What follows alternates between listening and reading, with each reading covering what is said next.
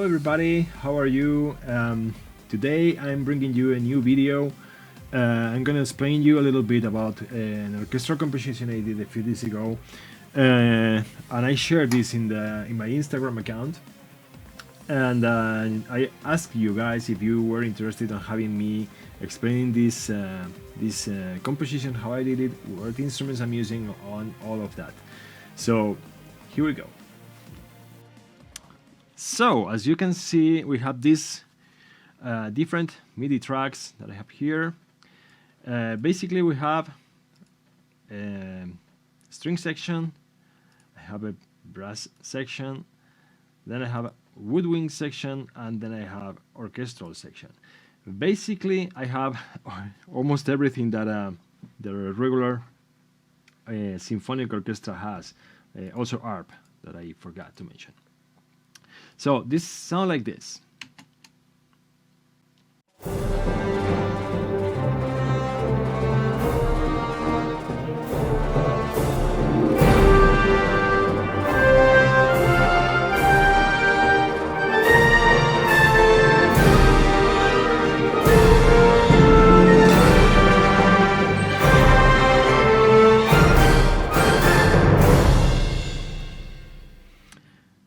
So we have now on the string section, it sounds like this.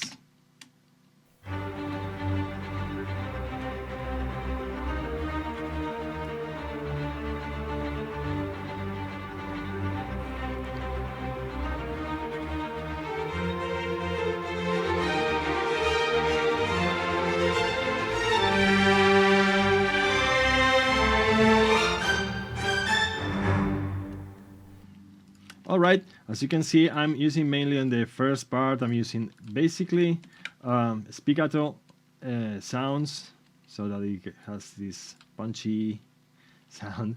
And then at this point,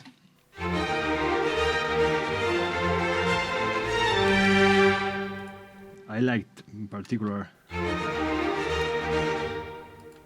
the violas.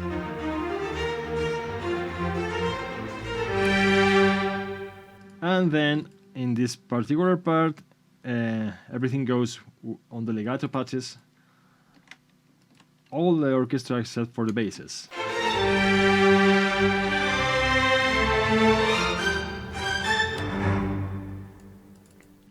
Here you have it.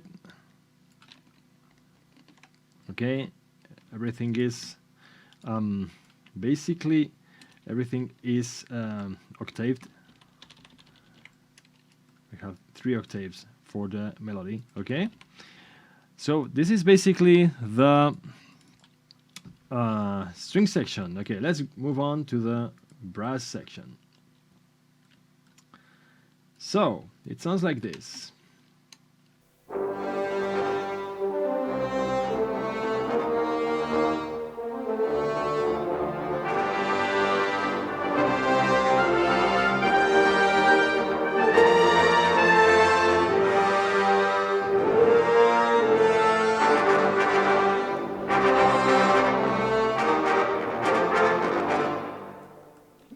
Okay, as you can see, I'm using a lot of patches that have 6 horns, 6 trumpets, 6 trombones.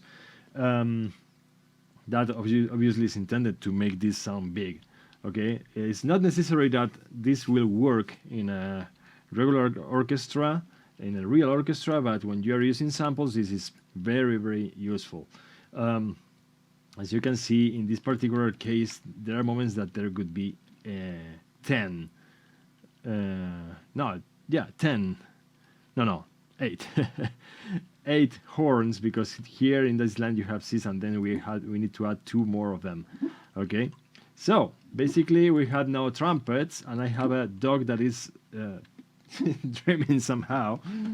Oh, despierta. He was sleeping. So basically we have the trumpets, same thing. We have, in this particular case, yes, we have a lot of them, because if we are duplicating this is basically 12 trumpets plus 4 more here is like a lot of trumpets, 16 trumpets. Okay, trombones, same thing. We have all this. The whole idea is that it could be really huge. Okay, then in this particular kind of pieces, when you are using woods, this is mainly to add doublings. Okay, so they start here.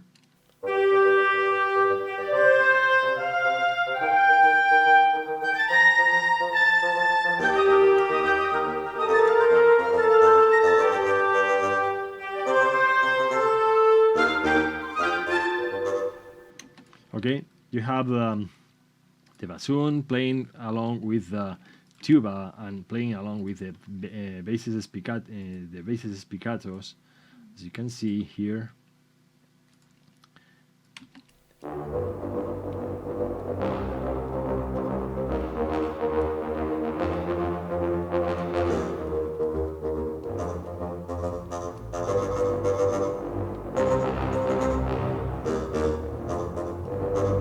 Okay, at some points they do different things, but in practically all the time they are doubling.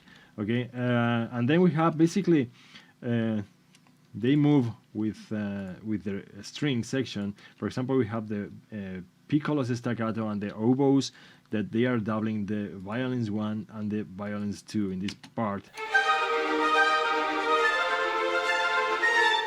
That's probably, I did probably that to give it clarity, basically, and some depth, some make it bigger. Okay, and then here we have the clarinets and the flutes.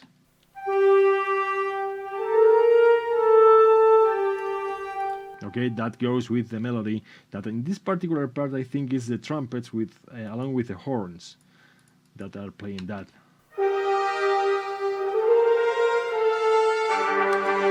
Anyway, as you can see, as soon as trumpets go in and horns go in, there are simply almost no flutes or no clarinets. In this particular case, I silence them, I mute them.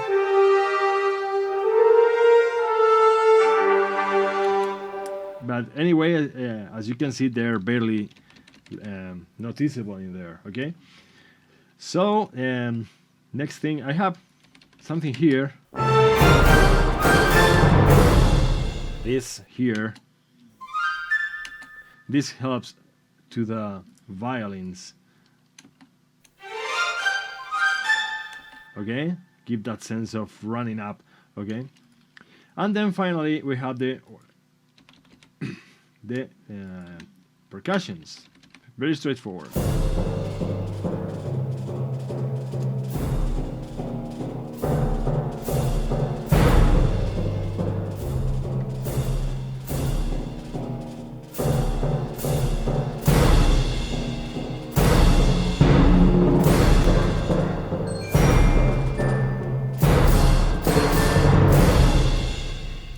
Okay, this is like a marching band, basically the marching band. You don't march with a grand casa or a timpani, you know. But you know the feeling is that you want to create this kind of military vibe over it. So one of the things that I think it gives the Silvestri sound is when you add this glockenspiel here.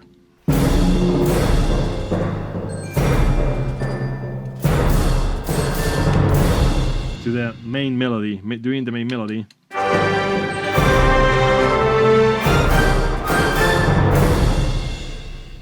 It helps a lot to give this feeling, okay? So that's basically it for the instruments I'm using.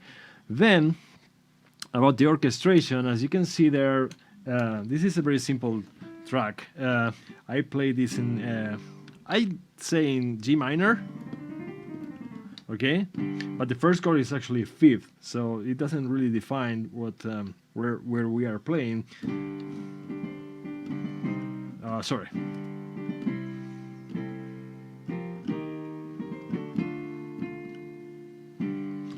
Same thing here in the second chord, that we actually don't play that or that. We are playing basically fifths. Here, yeah, we are going to E flat minor, E flat major, and then we go here to the to D minor. Okay, so the melody is like that.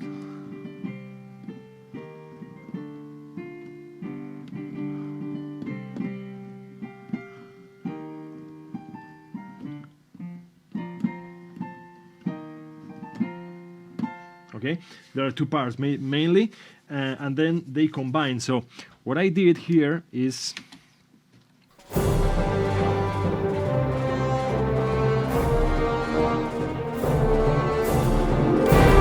okay, here is basically the horns playing the melody, and then the string section is going along with it. Then, for the second part of the melody, the trumpets kick in.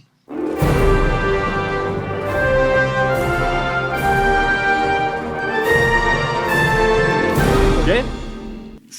After this, it's important that you uses different kind of instruments to give a sense of response to the melody. So in the second part of the melody ends like this.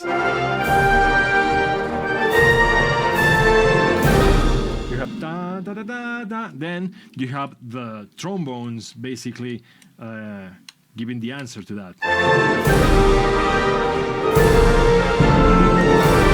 Okay.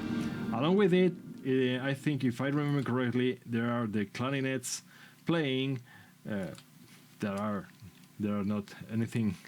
There's not much to say about that, and I think it's basically it. Those are the instruments that are playing. Okay, so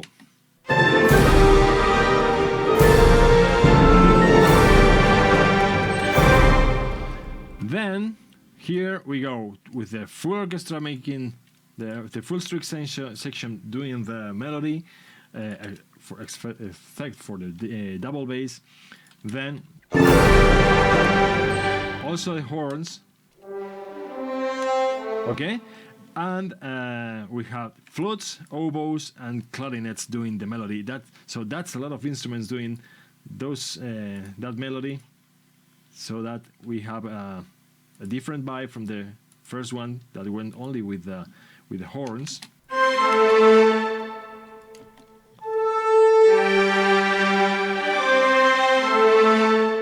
Okay. And the rest go to a different arrangement rhythmically wise.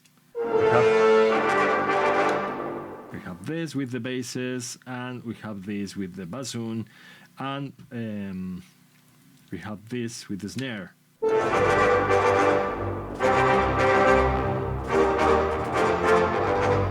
Okay, and then we keep, there's something nice here. We have the tuba and the double basses adding some rhythmic balance in the places where there are silence here.